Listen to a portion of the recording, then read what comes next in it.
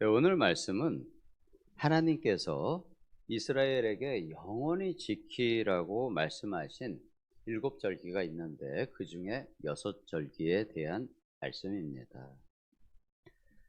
하나님의 절기는 사람이 만든 절기와는 다르게 확실한 차이가 있습니다. 우리 절기는 사람이 만든 절기는 이미 있었던 사건을 기념하는 날이 국가적인 절기입니다.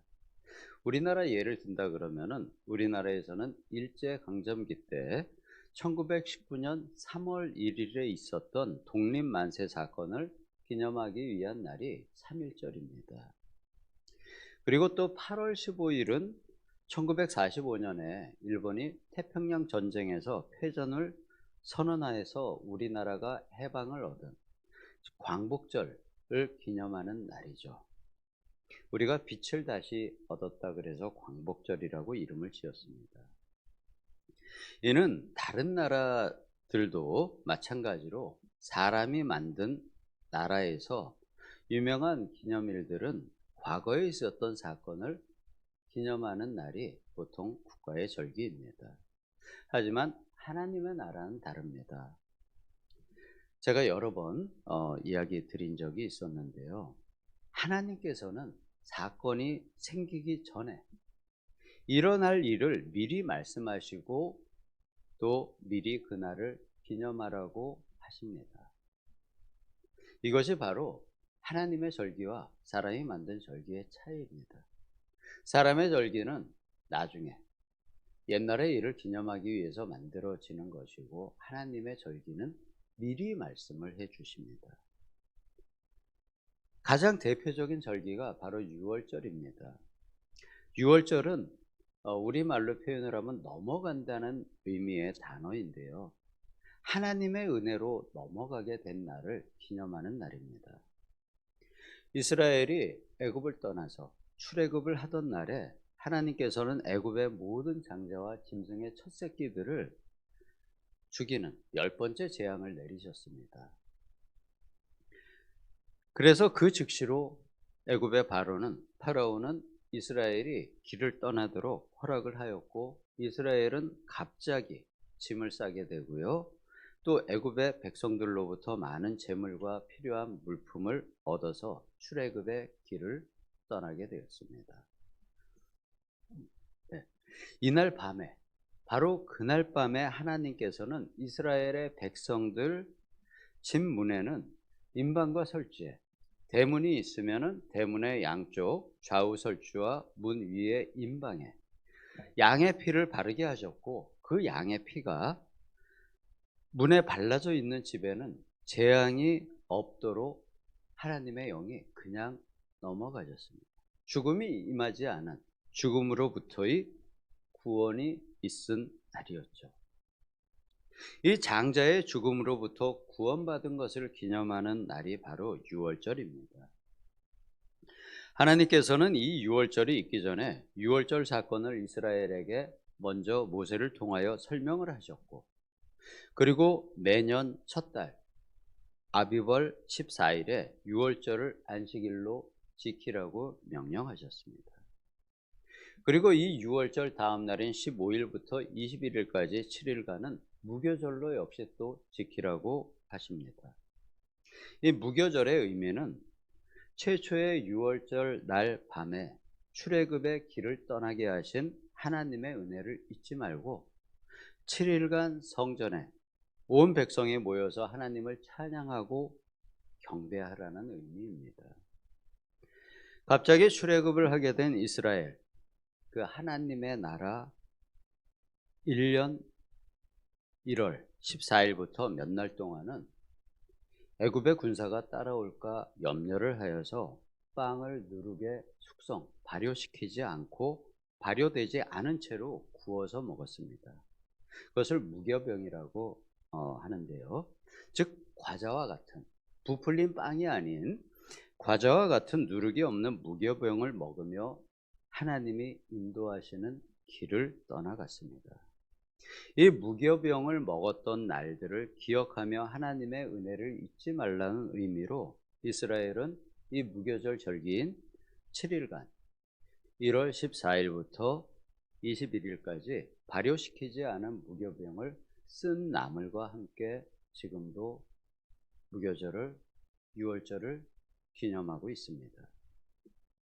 이렇게 유월절과 무교절은 출애굽하며 가나안으로 구원의 길을 가게 하신 그 은혜를 되새기고 하나님을 잊지 않기 위해서 이스라엘이 지키는 절기입니다. 출애굽 후에 광야를 벗어나 가나안 땅에 가게 되면은 이제는 농사를 짓게 됩니다. 가나안에서는 추수가 두 번 있는데요. 봄에는 곡식, 보리와 밀을 추수하는 곡식의 추수가 있고, 또 여름이 되면은 과일을 추수하게 되는데, 이렇게 곡식에 대한 추수와 과일에 대한 추수, 두 번의 추수기가 이스라엘에는 있습니다. 먼저 곡식 농사를 보게 되면은 이스라엘의 첫 달, 양력으로는 한 4월 정도에 해당이 되는데요. 4월 또는 5월에 보리를 먼저 수확을 하고 그 다음에 또 밀이 익어서 밀 수확을 하게 됩니다. 밀과 보리의 수확기인 거죠. 그래서 먼저 수확이 되는 보리가 처음 익게 되고, 그 처음 추수를 하는 것을 기념하는 절기가 초실절입니다. 처음 익은 열매를 수확한다 그래서 초실절인 거죠. 그래서 이스라엘에서 제일 먼저 추수하여 거둔 곡식이라는 그러한 의미로 초실절이라고 이름을 하였고요. 이스라엘 절기에서 초실절은 날짜가 꼭 정해져 있진 않고 무교절 7일이 있으면은 그 7일 일주일간의 안식일이 반드시 있게 되죠. 그 무교절 간에 있는 안식일 다음 날이 바로 초실절입니다. 이 초실절이 안식일 다음 날이기 때문에 초실절로부터 7일째 되는 날은 또다시 안식일이 오게 되죠. 즉 7일마다 안식일이 오게 되는데, 이렇게 7주간 49일을 77절이라고 합니다. 이게 안식일 다음 날부터 계수를 했기 때문에 77절을 마치는 날은 49일째인 다시 7번째 안식일이 됩니다. 그래서 이 7번째 안식일 다음 날인 50번째 되는 날이 바로 맥추감사절입니다. 맥추절이라고 되어 있죠. 이는 이스라엘의 모든 보리와 밀의 수확을 마쳤다는 의미입니다. 그래서 하나님이 주신 수확에 감사하는 절기가, 곡식을 모두 추수하고 마지막에 감사하는 절기가 맥추감사절입니다. 이날 역시 성전에 모여서 하나님에 대한 감사의 예배, 즉 예배를 드리게 됩니다. 이렇게 유월절과 무교절은 하나님이 주신 구원의 은혜에 대한 감사의 절기이고요. 또 초실절과 칠칠절, 맥주절은 하나님이 주신 곡식 수확에 대한 감사의 절기인 것입니다.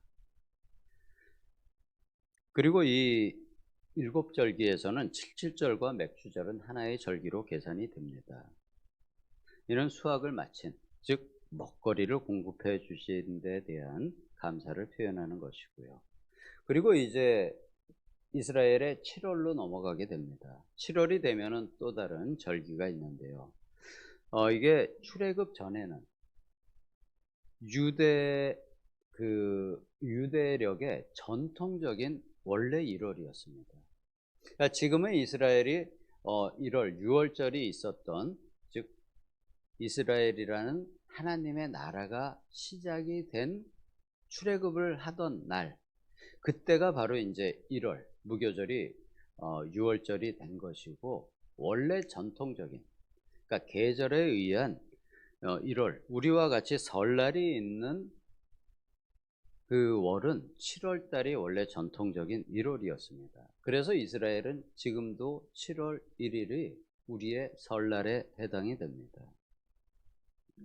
그러니까 6월절이 있는 아비벌은 이스라엘의 역사에 있어서 첫 달이 되는 것이고, 7월은 계절의 절기에 의해서 전통적인 첫 달, 설날이 있는 달이 됩니다. 그래서 하나님 역시 이 7월 1일에 새해 첫날 설날에 나팔을 부는 절기로 기념하라고 하십니다. 근데 이 나팔절은 왜 기념하라는 것인지에 대한 설명은 성경에 나타나지 않습니다. 그냥 나팔을 불라고 무엇인가를 기념하라고 나팔절이라는 절기를 주셨는데, 이는 영적인 의미, 신약의 의미에서는 예수님께서 재림하시는 날로 기독교에서는 해석을 합니다. 하늘에서 나팔 소리가 나며 예수님께서 재림하시는 날입니다. 이 예수님의 재림을 맞이하기 위해서는 회개가 있어야지 되고, 옛사람을 벗고 새 사람이 되어 예수님을 맞을 준비가 되어야 합니다. 새 사람을 입지 못한 사람은 예수님을 맞이하지 못할지도 모릅니다.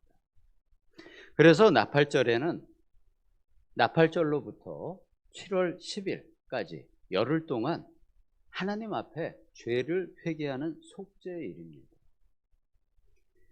그리고 열흘째가 되는 7월 10일이 성경에서는 속죄일, 그리고 이스라엘에서는 대속죄일이라고 부릅니다. 그냥 속죄하는 기간이라고 속죄일이라고 주셨는데, 이스라엘 백성들은 7월 1일부터 9일까지는 속죄를 해야지 되는 속죄 기간, 열흘로 보는 것이고요. 그런데 10일이 되면은 정말 하나님 앞에 금식하면서 나의 모든 것을 크게 속죄하는 의미라 그래서 대속죄일로 부르고 있습니다. 이 회개를 통해서 하나님 나라의 백성이 되고 하나님의 수확물이, 즉 내가 하나님 나라의 백성이 되는 것을 기념하는 날이 그 대속죄일이 되고요. 그렇게 속죄일을 통해 가지고 내 회개가 하나님께 올라가고 내가 하나님의 백성으로 받아들여지는, 즉 내가 바로 하나님의 수확물이 되는 것을 기념하는 날이 초막절이죠. 이게 초막절의 영적인 의미입니다. 물론 그 구약에서의 추수감사절, 초막절의 의미는 이제 여름 농사까지, 봄에 곡물 농사와 여름에 모든 과일 농사까지 마치고서 하나님께 올려드리는 우리에게 있어서 추수감사절, 추석과 같은 의미이지만 영적으로 볼 때는 내가 하나님의 수확물이 된, 이제 정말 영적으로 내가 하나님 나라의 백성이 된 것을 기념하라는 의미의 절기입니다.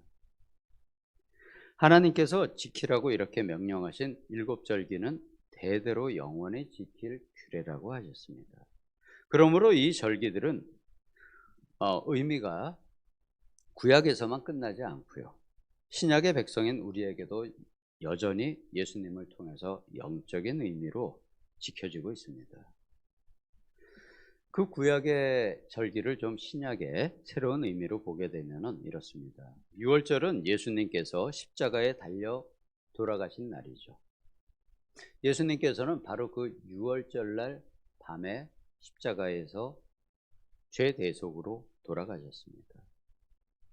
우리의 죄를 대속하신 날이고요.